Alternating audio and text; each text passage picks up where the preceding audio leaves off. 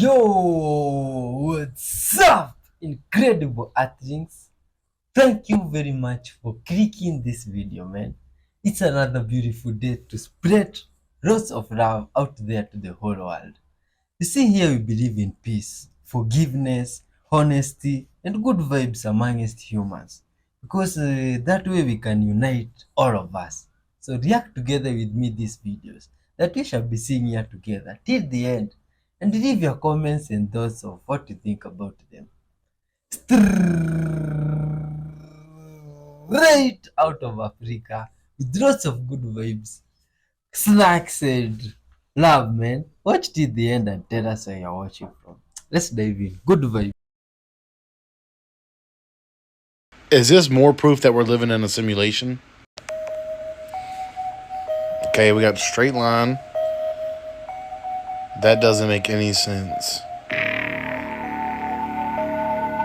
How is that even possible? Okay, it's raining, but it doesn't look like it's raining on any other cars. Every other car looks dry, but that. There's no clouds directly above. That's weird. When did they come out with this? Instant grass? It's like we're in the desert around a water hole. Something sloshing around in the water. Okay, what is it?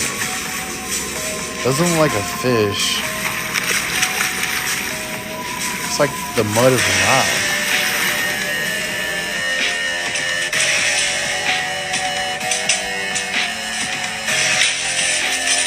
Oh no. What do you think was going on? Guy in North Carolina just sent me this 17-inch footprint. And watch this camera. Watch right there. Right there. Just watch. All right, watch that bottom right-hand corner. That's a turkey sitting right there. Watch the turkey get spooked. And then something moving like 40 miles an hour, dude, is what he said he guesstimated. You know, before y'all dismiss this, actually watch it and check out this footprint. Heel here. And the big toe here. And then the other toes here. We're looking at from big toe, from the heel here, about 17 inches, maybe 18, from where the heel is. His heel pushed down this leaf. You can see it's been pushed in. The palm has pushed these down. And you can see the imprint here. And the other. I'm trying to do this with shadow. Doesn't block this thing. I'm going to trace it right now. From the heel, the foot goes around here. This is where you see the other appendages, goes up here, and then you see the toe, big toe, here, and then it wraps around, goes back down here. So this is the area. You can see the print. Do you think that is real, man? See, that is scary.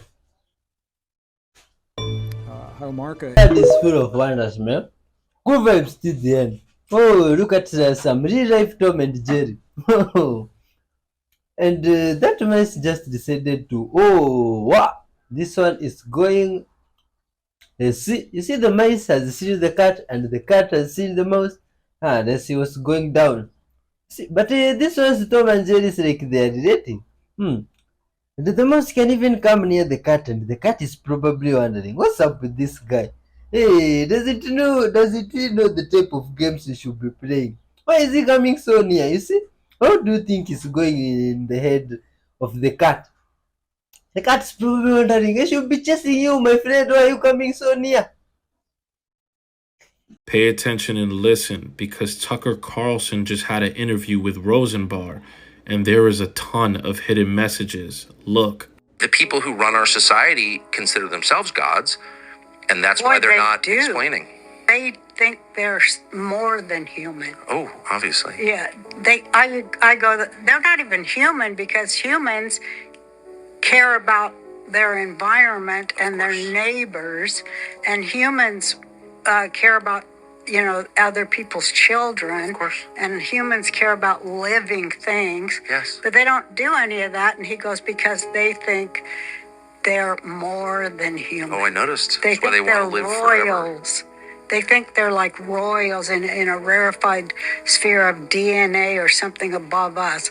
Like, did they come from another planet? When I you can't hear speculate people on talk, that. I can't either. But This is the podcast to speculate on it, though. well, because some free. people say, a lot of religious people, they're into some deep rabbit holes of things, and I don't know. Well, you can see why they are, though. I mean, speaking for myself, I have no idea what's going on. I don't know if this is the Nephilim, right? I was going to say. I know. Here we go. That's what I said. Let me just say. I said I don't know Right. anything about that stuff, okay? I'm a very ordinary middle-aged man who spent his life following politics and theology. But I do know that whatever's going on is very deep. Yeah. I've spent my whole life around politicians and seen decisions get made, interviewed people who run things, and what's happening now is qualitatively different. So different that it's not in the same category at all. No. This is hurting people for the sake of hurting them. This is lying for the sake of lying. This is, as the devil Power hates for the holy sake. water, they hate the truth. You tell the truth about anything. It almost doesn't matter what it's about. It doesn't have to be about the next election. That's It can right. just be about history, for example. Telling the truth about history. Why should that offend anybody? That really pisses Periods where everyone's dead. And we can't, of course, change the past, so there's nothing really at stake for us now, right? You would think people would welcome open-minded historical inquiry to get closer to what actually happened in whatever period or in whatever event. They hate that. Yes, they Well, do. what are you watching? You're watching someone who hates the truth because it's true.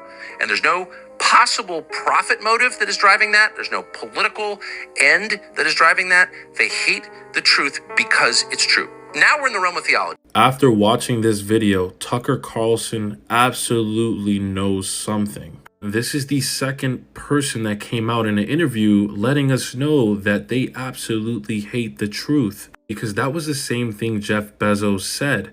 They don't want the truth. And when he mentioned Nephilim, this is the face he made. That is a face of someone telling the truth. Like, they know something, they just don't want to tell you. All I want to say is start paying attention to what's happening around you. 2024 is going to be one of those years where everything Let's changes. be honest with one another, good people of earth. Here's something crazy about cats you may have never heard of. The first thing is their pupils. They're slitted pupils. Do you know how rare that is in the animal kingdom? Lions do not have slitted pupils. They're round just like ours. Tigers don't have slitted pupils either, nor do jaguars. Now this is kind of the weird thing because I kind of thought that a domesticated house cat came from a big cat at some point down the line. But if they don't have slitted pupils like a house cat does, then what does have slitted pupils? Reptiles. Snakes and alligators have slitted pupils. Not any other cat. Now, in many cultures, ancient reptiles were considered to be kind of a trippy creature that had other abilities and senses. The other thing that's weird is that cats hiss like a snake, and they have slitted pupils like a reptile. They also love to eat mice, as do snakes. Now, we know how much the ancient Egyptians loved cats. Cats also have pineal glands. And you notice that cats will do that thing where they'll look in the corner of the room and be making a fuss about what seems to be nothing.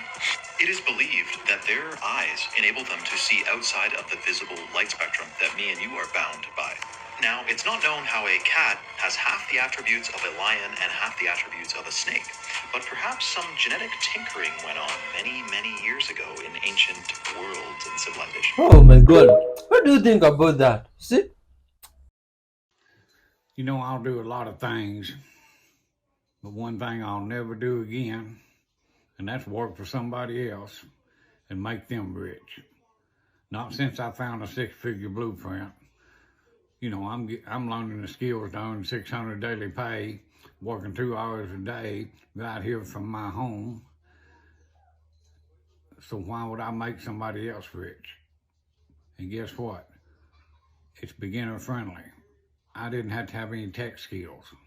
I didn't have to spend thousands of dollars to do it. I own my own business, no monthly expenses. The only thing I had to do to get started mainly was to get it out of my head that I couldn't do it. And that was crazy because this is a step-by-step process that anybody can do that wants to work for themselves and not make somebody else rich. and get your time freedom back. If that's what you want, just put "I'm ready" in the comments and I'll show you.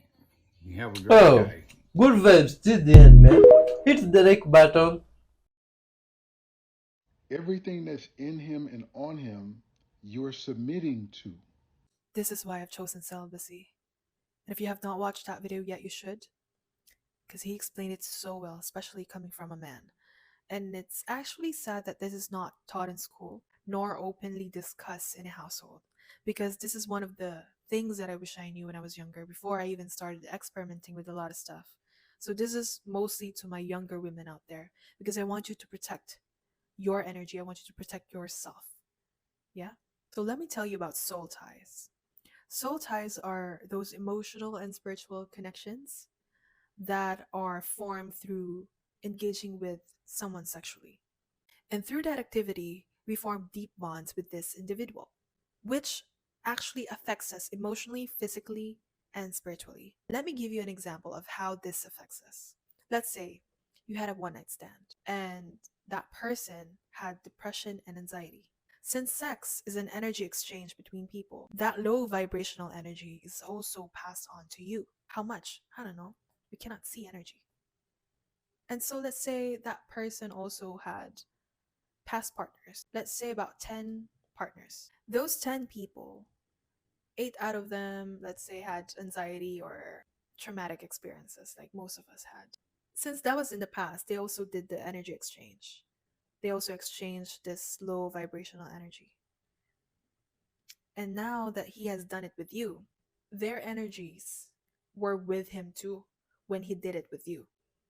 You get me? It's like a web of energy exchange. Now, you only did it with this person, but you got the energy of some people. And since we cannot segregate energy, we don't know which energies were shared with you. Because, like I said, it's a web of shared energies between a lot of people. Here's another good example. I have not met anyone who is sleeping around, drinking, living the life, who is not feeling lost. If they tell you that they're feeling great or they're okay whatsoever, they're lying, because deep down inside they're feeling so lost because of so many people that they've engaged with. Just imagine how much energy he had to exchange between a lot of people already. That will make you feel lost for sure. And that's why choosing celibacy for me is one of the best decisions I've done in my life, because now I can focus with my own energy and I can heal from my past relationships. Now that you are aware of this, be careful and Oh, protect man. what you Good give. people of Earth. Also spread love and good vibes.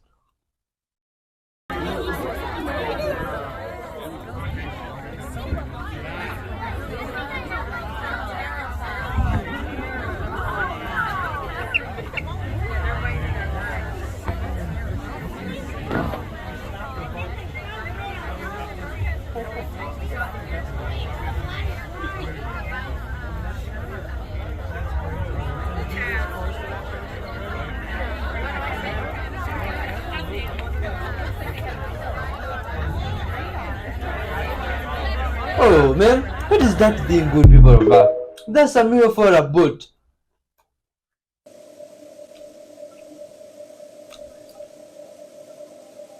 A video of NASA's Orion spacecraft when it re-entered the atmosphere. This is crazy, man. Yo, these guys, they really produce a lot of footages. And you guys, good people of Earth, you can help one another look at this stuff carefully, critically, and leave a thoughts of what you think about this. You see, these are the things that only here. Oh, and now when I see this, I'm surprised. Is this really how it goes down? Is this real? I don't know, man. It's why we're preaching honesty here. Because now being honest with one another is very helpful. It can help people even in understanding such type of stuff. You see, this is crazy. Oh, thanks for watching up to this part.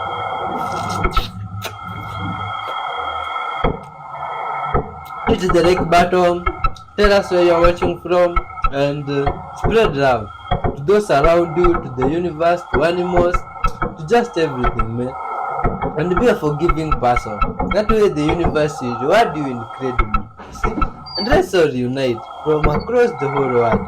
Let's unite as one, man. One love, one peace, good vibes till the end. That way we understand a lot of things in this world. And now stuff like this, what's going on? Oh man, look at this stuff. Oh, is that now the earth down there, or what's going on? This is crazy. Oh, those are extreme speeds, man. Oh my god, this is crazy. How?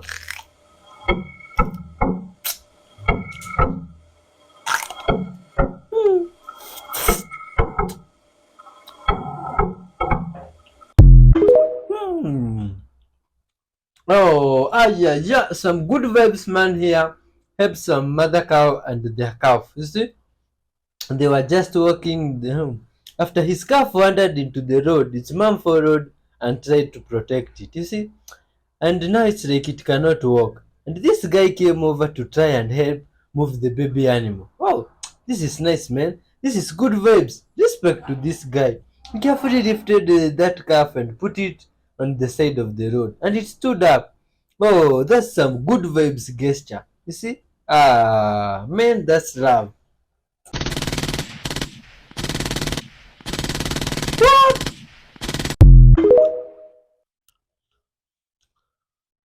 So this is basically the Fibonacci sequence on steroids, the golden ratio, which I know you've heard of because it's fucking everywhere. And what if I told you that that had a huge part to play in what Nikola Tesla really meant by the whole 369 is the meaning of life? Most people draw the Fibonacci sequence on its side, something like that. But this could be rotated and flipped around in any sort of way. 6 and 9 are two exact polars of one another. And you can think about in math, keep, change, flip. You keep the original shape, change its position, and then flip it upside down. Another variation of this is when you take 6 and 9 and overlap them. The negative space around this is the 3. So now, this is going to be easier to understand. This is the high quality version of the graph that I'm trying to do as geometrically perfect as possible. So we have the perfect unit of measurement with all these tiny squares, the sequence which we know represents the spiral that we see in like shells and flowers and a lot of life, and perfect squares in accordance to that. So 1, 1, a 2 by 2 square, a 3 by 3, a 5 by 5, and 8 by 8. We have perfect lines, perfect squares with perfect circles in them, and we just build this whole thing to get the red first polar, and then that keep, change, flip thing I told you about. This red polar started here and we went down, right,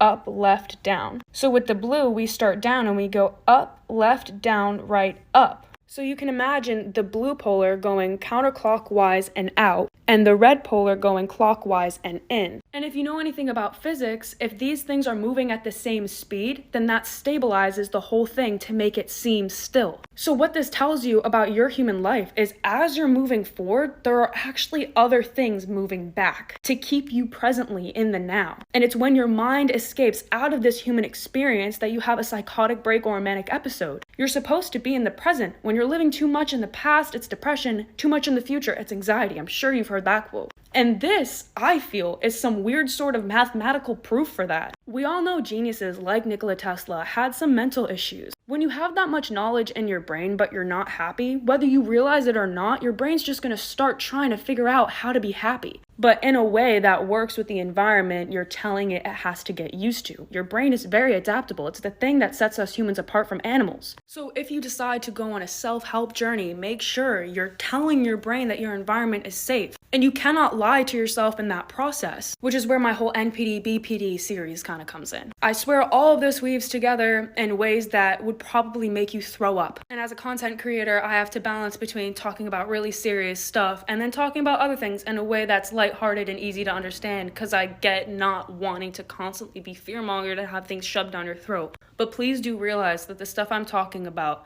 I'm doing this for a larger, bigger reason because of how deeply I feel this shit has to do with other things. Oh my god. That's interesting, man. Geometry and physics. Animales gigantes capturado in video. I think it means like some giant animal captured in this video. Oh, It's like I cannot understand even these other languages. This is good, man. Good vibes. Much love to everybody. Look, people of Earth. What is that animal? Oh my god. Is it even in the dictionary or in the book of animals? You see, some of these animals I see here, I wonder even if they are named. You see, there was a lot of animals, I think I've seen all of them in Africa. And then I see other animals here in other places and I'm surprised. I mean, these animals that like these ones exist. I've never seen them. I've never even had my grandparents or old people talk about them, and they exist normally. You see, who named all of them even in those places? I'd like to know, man. Good people of Earth. This is just interesting, man. Good vibes. The series of workshops, and why I'm going to, well, why Beloved wanted to start with, again, looking at cosmic structure, but from a different angle than most of you who've been through this before have done. We are going to look at the formation of the cosmic light body within the body of God. So first of all, we understand what these structures are we are doing, because in there we will see where the Eka maps of the God world gates fit, the Stargate maps going all the way up the chain to first creation. We will also see where, what I call the bones or the Eka maps, the cells of creation, are the literal massive spheres of light and electromagnetic energy within which reality structures manifest and form. These are the structures behind creation in the sense that they came first, but they still exist. Creation takes place within them. So we are going to look at, as in this particular day, we are going to look at the structure of what I call the balls, because for ages now I have been translating something called the monadic translations or transmissions. The monadic transmissions have to do with the core energy generating facilities of the cosmic structure, how it got there. Not just God decided there was going to be an Earth and there was. Well, it was kind of like that, but there are several steps in between, quite a lot in fact, and it's in understanding these steps that we can A, understand where we are, B, understand what happened to the light body structure of our planet and our sun, and put us in the position we're in, and C, we can understand where and what Edom is. The Jadam of Edom is what it is called. And it has to do with the light body structures. It has to do with the first cell out of which the Veka systems birth. And if you don't understand that there is this massive light body structure of the cosmos, and if you don't understand that there is something called the phasing of the light cells of which the light body is composed, it will make no sense to you of what a Jadan of Eden is. And we'll be back to fairy tales and Adams and Eves and Liliths and all sorts of others. Now, before we go into the 50 graph run, here we go again, right? Now, the graphs are key, because if I try to describe these things to you, first of all, I'd never be able to remember that many words as far as the names of things, because each level of, let's say, light cells has a different name. You'll see the name is a resonance. It is a vibration that has to do with the core vibration that particular field of energy carries. So when you see names that are that look a little strange, that aren't in just English, these names are the core vibrational signature. It's called an encryption. So the names and the words in the languages that are used to bring through this sacred information, all of them have significance in their tonal resonance. We'll talk about the tonal resonance in a little bit and its encryption and what that means, but before we go into that, I want to bring us back to the conspiracy drama right now, just for a minute, because I'm tired of the conspiracy personally. I've been doing this since way before Atlantis, and boy am I tired of it, because I can remember doing it from way before Atlantis, and it really gets old. It's like, well, get it over with already. If you're going to go fight, fight. But stop it, like, get out of my face. It's really like, please, just, if we want to be peaceful, there are people that just don't want to play this game, we don't want to be a part of it, but what do you do? If you discover, to your horror, that, oh my God, I'm on a prison planet. We didn't even know it was a prison planet. It's a prison planet. It was set that way back in Atlantis. We were raised as little things to push around and move around to fight battles for those who would remain hidden, who we wouldn't even believe existed. Our religions were taken from the sacred books that explained these things, the things from the cloistered door to our plates. All of the religions were one religion, and it wasn't a religion. Look at the word religion. It's actually religion. It's a religion, not the original legion of the Christ. And that doesn't necessarily mean what we call Christian this time, because the Christian books are just as distorted as any of the other holy books. But pieces of them were sacred and still are.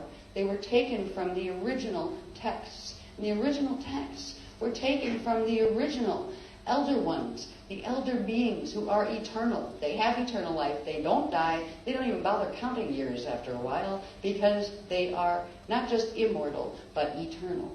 These beings hold in their memory record how it all works, from the first creation all the way through every rebirth of the first creation. They have committed that information to books in many different systems, not just our Eka system, not just our universe, not just our density. But we were, at several different times in our density and on Earth, gifted with a translation of those books, the cloistered orator plates.